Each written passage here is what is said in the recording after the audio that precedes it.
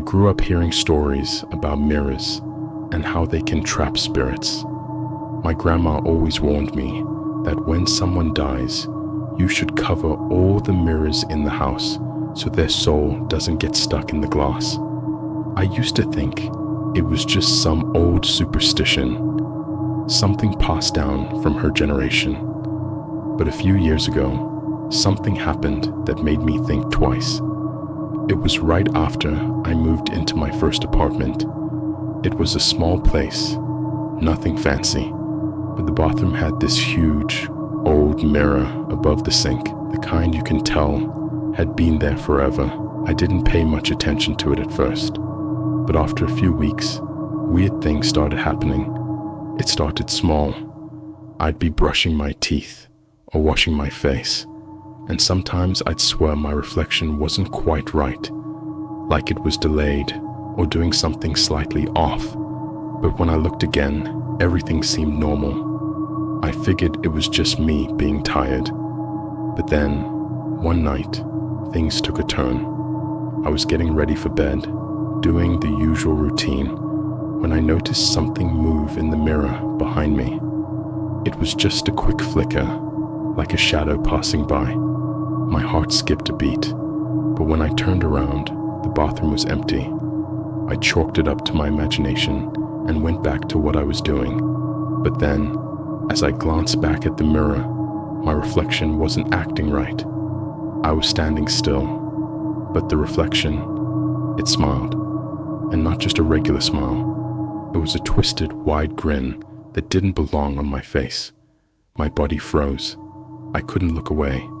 And then I saw it, behind me, in the corner of the reflection. A dark shape, like a person, just standing there. I spun around.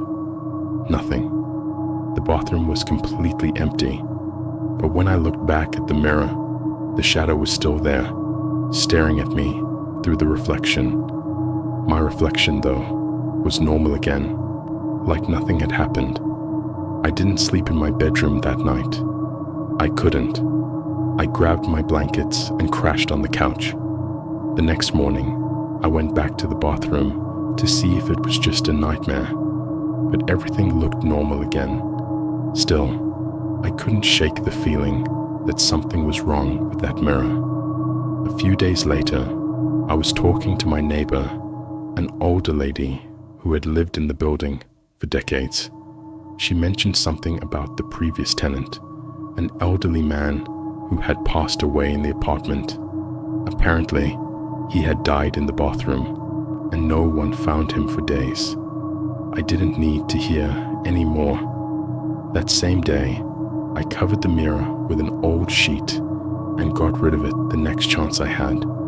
I don't know what was really going on with that mirror, but after what I saw, I'm not taking any chances. To this day, I can't look into a big mirror for too long without feeling like someone's watching me from the other side. There's this story people around here always talk about. It's about La Llorona, the crying woman. They say she roams the rivers at night, looking for her lost children. Some folks laugh it off, call it an old legend, but others, they swear she's real. I never really believed in it. That is, until something happened to me. A few years ago, I moved to a small town outside of San Antonio. Quiet, peaceful, the kind of place where nothing ever goes wrong. Near my house, there was a path by the river where I liked to walk, especially in the evenings. It was my escape. One night, I stayed out too late. It was dark, and the air felt strange, heavy. The river was completely still. No breeze, no sound. I remember standing there, staring at the water, feeling like something was off. That's when I heard it. A soft, distant cry. At first, I thought it was the wind, or maybe some animal. But then I heard it again. The hairs on the back of my neck stood up. I knew that name. La Llorona. But no, it couldn't be. Could it? I turned to leave, but I froze. There, near the trees, I saw something. Someone. A woman in white, her long dark hair hanging over her face. She was walking slowly, her head down, crying softly. My heart pounded in my chest. I told myself to move, but my legs wouldn't listen. As she got closer, I could see her face, pale, ghostly. Her eyes were dark, empty, like she wasn't even human anymore. She reached out her hands, still crying for her lost children. I wanted to run, but I was stuck, frozen in place. Suddenly, she stopped. Her head snapped up, and she looked right at me. Her eyes locked with mine, and for a moment, I thought she was going to take me. My breath caught in my throat, but just as quickly as she appeared, she turned and walked back toward the river, disappearing into the darkness.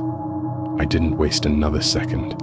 I ran as fast as I could, all the way home. When I got inside, my hands were shaking.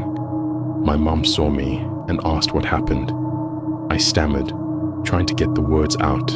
La Llorona. She didn't believe me, of course. Who would? But the next morning, I noticed something I hadn't before. Red marks on my arm, like someone had grabbed me with long, bony fingers. Ever since that night, I never go near the river after dark, and whenever someone asks me if I believe in La Llorona, I just nod, because I know she's real. I've seen her. When I was a kid, my mom always told me, "Don't let your feet hang off the bed." I thought it was just something parents said to scare kids into staying in bed. I never believed in that kind of stuff, but after what happened to me, I wish I'd listened. I was about 10 years old, and it was a really hot night. I kicked off my blankets because I was too warm and let my feet hang over the edge of the bed. I was almost asleep when I felt something touch my ankle. It was light at first, like a soft brush, so I figured it was just the blanket or maybe my imagination. But then it happened again, only this time it was harder, like fingers grazing my skin. I quickly pulled my feet up onto the bed, but I couldn't shake the feeling that something was under there.